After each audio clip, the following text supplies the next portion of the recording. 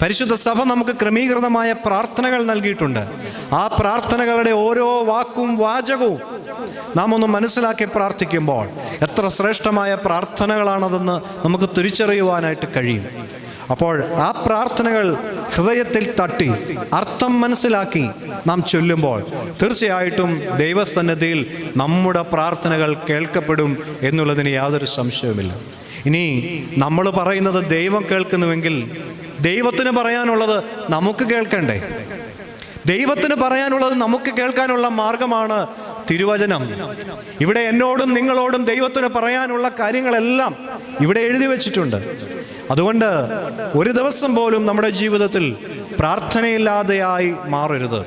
ഒരു ദിവസം പോലും നമ്മുടെ ജീവിതത്തിൽ തിരുവചനം ധ്യാനിക്കാതെ ഇല്ലാതായി മാറരുത്.